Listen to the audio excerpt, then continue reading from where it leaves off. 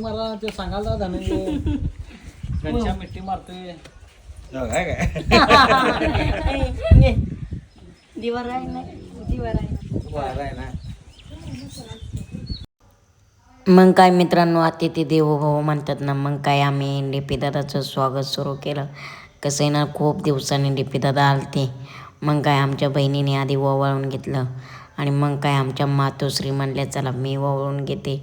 कसं आहे ना, आलेल्या पाहुण्यांचं स्वागत करणं आपलं काम आहे. डीपी दादांनी दर्शन वगैरे घेतलं. मग आमच्या चुलतींना म्हणलं डीपी दादांना ओवाळा. मित्रांनो, डीपी दादांना ओवाळलं, खूप छान वाटलं. कसं आहे ना मित्रांनो, डीपी दादा वाढदिवसाला नव्हते आले, पण म्हणले चला सहज भेटतो. आणि आमच्या आईची तब्येत डाऊन असल्यामुळं मग म्हणले आज योग आलाय तर आहिल्यानगरला आलेच तर भेटून जातो. आणि मग काय म्हणलं योगाने मान सन्मान करायचं तर राहूनच गेलाय, पण आलेल्या पाहुण्यांचं स्वागत करूया. आणि वारं एवढं प्रचंड होतं की देवा ऐकायला लागत नव्हता, कारण आगी शेजारी आग असल्यावर काय विषय का. मग त्यांनी ओवाळलं. आगी शेजारी आग म्हणजे डीपी दादा बरं का. मग काय एवढं बोलून आम्ही घरात वगैरे गेलो. आणि मग काय आमच्या जे गप्पा रंगल्या राजकीय किती 650 किलोमीटर होतं आणि शिर्डी करून घर जायला 700 किलोमीटर होतं.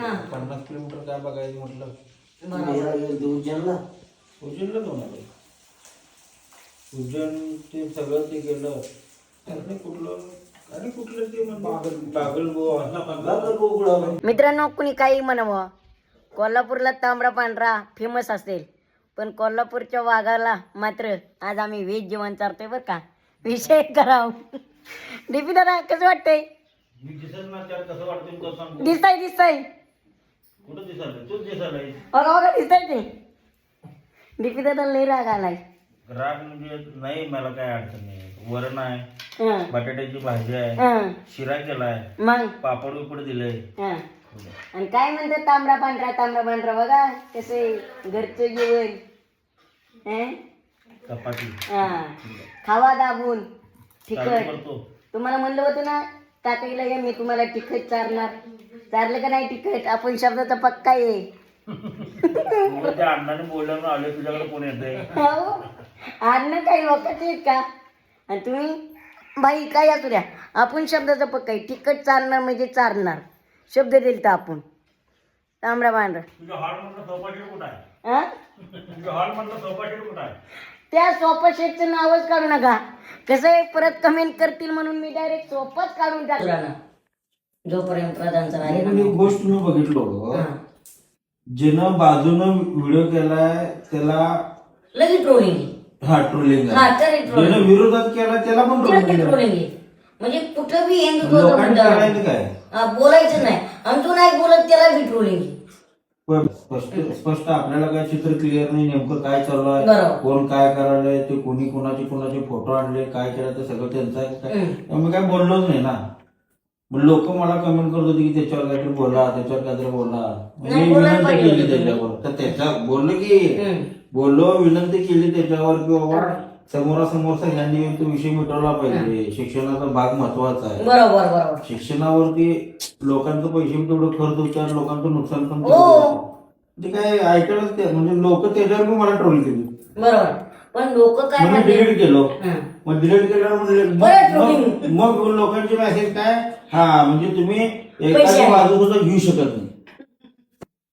सोनम वाहतूक सरांचं आंदोलन 20 दिवस शांततेत चाललं होतं. हे पोलीस फोर्स आलं, डायरेक्ट त्यांना गोंधळलं कापडात आणि डायरेक्ट उचलून नेलं. ही कुठली पद्धती ना? तुम्ही या तिथं बोला, नाही मध्यस्थी झालं तर बघूया नंतर. लाठीचार्ज करणं खरं कुठं काय कळणार, नेमकं कोण खरं आहे, कोण परफेक्ट, म्हणजे सत्यतेच्या बाजूने कोण आहे. आता ह्यांचा आरोप काय की यांना फंडिंग बाहेरनं वाढलं, त्याला जातीवाद वळण द्यायला लागले किंवा ह्याच्यात भारतात द्वेष निर्माण करायचा प्रयत्न करायला लागला, हे ह्यांचं मत आहे.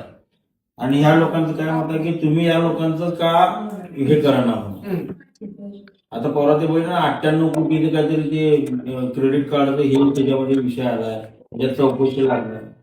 आता नेमकं खरं काय, म्हणजे लोकांनी कुणाच्या बाजूने उभं राहिलं. पण मला तुम्ही सांगा, जर नेटचा पेपर फुटतोय तर तुम्ही आता पेपर फुटला, आता त्याचा रिझल्ट लागला, आता ते काय लोकांनी आनंद उत्सव साजरा केला. पण पेपर का फुटताय? काय ते आता प्रत्येकाचं तुम्ही ज्या पदावर आहेत ना त्या पदावर बसलाय, मग तुमचं काम काय आहे? होय की मग त्याच्यावर तिने आता परत परीक्षा घ्यायला पाहिजे. बरोबर, म्हणजे परत घ्यायचं, परत विद्यार्थ्यांनी तेच करायचं का? हा, त्याला तेच करायचं का? कुठलं वर्षभर काय? अभ्यास करायचा, परत आता पेपर. कुठलं कसं पहिला ही चौकशी व्हायला पाहिजे. कळलं की कसं प्रधान ते शिक्षण मंत्री आहेत, तुम्हीच बोलला शिक्षण मंत्री ते काय करतायत मग? पेपर तुम्ही कोण जर फोडला? सोसायटी फर्निचर चालवताय, तुमच्या सोसायटी मधून जर एक सोपा गायब होतोय, तर मग तुम्ही करताय काय? तो कसा फुटला गेला कसा नाही ह्याच्याशी जनतेला घेणं देणं नाही. फुटला कस काय, सोपा गेला कस काय? तेच म्हणालो की हा. मी त्याचा पहिला शोध घ्यायला पाहिजे आणि त्याच्यावरती ते कारवाई पण करायला पाहिजे. पैशाचा खेळ झाला रे. सगळं काय होतं काय लोकांना गव्हर्नमेंटनं बाकीचा टॅक्स बरं, ठीक आहे ना. घेऊ देत, पण ऍटलिस्ट शिक्षणामध्ये आणि आरोग्य या दोन गोष्टी अशा आहेत की ज्याच्यात गव्हर्नमेंटनं लोकांचा विचार करून निर्णय घ्यायला. घ्यायला लागलं. शिक्षण प्रणाली एवढी महाग उपयोग काय? बरोबर आता 1.5 लाख रुपये फेल. बरोबर. आमचं शिक्षण तेवढ्यात झालं हो तेवढ्या पैसे 600-700 रुपये फी असायची टीव्हीची पुस्तकाची. डीपी दादा मला सांगा, जेवण वगैरे आवडलं नाही? नाही जेवण तू आवडलं नाही तुला, जेवण छान होतं. जांदे त्याचं काय नाही. पण ऐका, घरात आलात सगळं घरदार बघितलं, काय कमी वाटलं हो? खरं सांगायचं. तुझा जोडीदार बघायच्या मला जरा गडबड लागल्या. हं. आता अण्णासनी सांगितलंय जोडीदार बघा एक म्हणून. बरोबर. टिकली पाहिजे घरती. गप्पा ठिकाण नाही त्याचं. अरे टिकली पाहिजे म्हणजे तू व्यवस्थित सांभाळ तिला असं म्हणालोय. मित्रांनो, डीपी दादा दुसराच मुद्दा घेऊन चाललाय बरं का. डीपी दादांना ज्या गोष्टीची आवड आहे ना ती गोष्ट दाखवली नाही. म्हणजे डीपी दादा आले आणि डायरेक्ट सोफा बाजूलाच काढून ठेवला. म्हणलं सोफा नकोच आपल्याला, सोफ्यामुळे लय वाटलं झालंय. डीपी दादा देणार काय सोफा आता परत? No comments. हं? दे ना आम्हाला एक सोफा. कोण आहेस तू? बरं. हा,